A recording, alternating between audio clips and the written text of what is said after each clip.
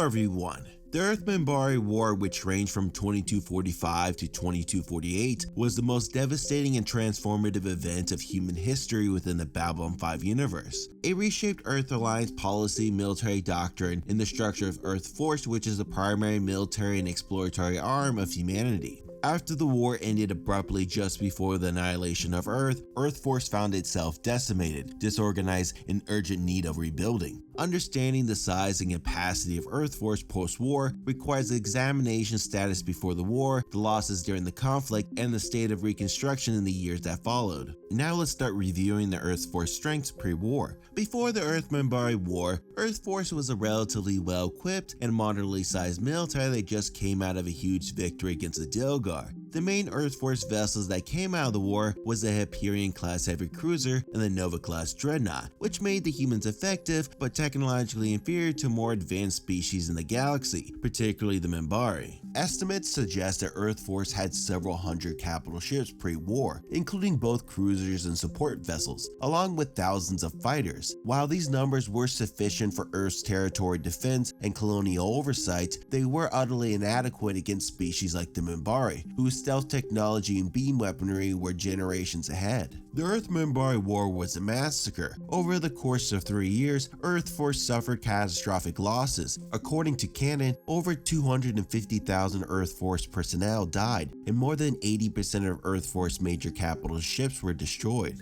The infamous Battle Line, the final engagement of the war, alone cost hundreds of fighter pilots and was expected to be a suicide mission. With so many ships destroyed, Earthforce was reduced to a shell of their former selves. The war left many of the Earth's shipyards damaged or destroyed, and resources were strained across the Earth Alliance. Though the war ended abruptly when the Minbari surrendered due to religious reasons, Earthforce emerged from the conflict functionally crippled. In the immediate aftermath of the war, Earthforce was in a state of crisis. There was an effort to maintain a public image of stability, but the internal reality was grim. The number of surviving capital ships was minimal, perhaps only a few dozen operational heavy cruisers and dreadnoughts, along with scattered support vessels and system patrol crafts. Fighter wings were severely depleted, and pilot training academies had been fast-tracking graduates, many of whom had perished during the final engagement. Eventually, Earthforce initiated a massive reconstruction effort. With a new mandate from EarthGov and driven by a fear of future alien threats, Earthforce funding dramatically increased. The military-industrial complex accelerated construction of new shipyards, including secret facilities like those on Mars and others in deep space locations. During the same time, Earthforce began developing the Omega-class destroyer, which replaced the Nova-class and became the pillar of their fleet throughout the Babylon 5 series. Another issue that occurred after the war was the division between individuals that survived the line and others that did not. Soldiers who survived the line were considered heroes and were promoted quickly, while some soldiers that weren't on the line held grudges, feeling that their military accomplishments were being overlooked. On top of this issue, Earthforce was also dealing with the loss of so many experienced soldiers during the conflict. It took years for Earth to grow their forces back to what it was before and their experience as well. By the time of the Babylon 5 series, Earthforce had largely rebuilt its military presence, although not to its pre-war peak. It's estimated that Earthforce maintained approximately over 150 mega-class destroyers by this time, along with a limited number of legacy ships like the Hyperion and Nova-class vessels that were still in service. The reconstruction of Earthforce also included dozens of troop transports and support ships, thousands of advanced fighters such as Star Furies, and a network of orbiting defense platforms around key colonies and Earth itself. However, Earthforce's strength remained modest compared to other major galactic powers. Even with modern ships, the Earth Alliance was still no match for the Minbari in a one-on-one conflict. The Omega-class destroyer, though impressive with artificial gravity and heavy weapons, were more of a statement of Earth resilience than containing more power than an older spacefaring civilization.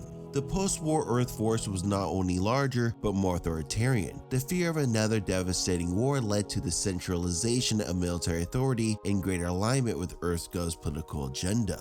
This led to the rise of President Clark and the Night Watch program in the early 2260s. Earthforce was increasingly politicized and used as an instrument for internal control in addition to its external military role. In conclusion, Earthforce after the Earth Minbari War was a diminished but rapidly recovering institution. From near annihilation, Earth rebuilt its fleet to include hundreds of modern warships and reasserted its presence in galactic politics. Although the post-war Earthforce was stronger in some technological respects, it remained smaller and more centralized than its pre-war counterpart. More importantly, the war has changed the purpose and philosophy of Earthforce, from exploration and peacekeeping to militarization and political reinforcement. This transformation would have far-reaching consequences, shaping the Earth's civil war and the Earth's role in the galaxy for decades to come. If you enjoyed this video, then please like and subscribe, and also click on the notification button to keep yourself updated with my channel. For more sci-fi content, then please check out these other two videos, my socials, and my newsletter to get an array of sci-fi information on a weekly basis. Thank you for watching Utopian broadcast, and I'll see you next time on my channel.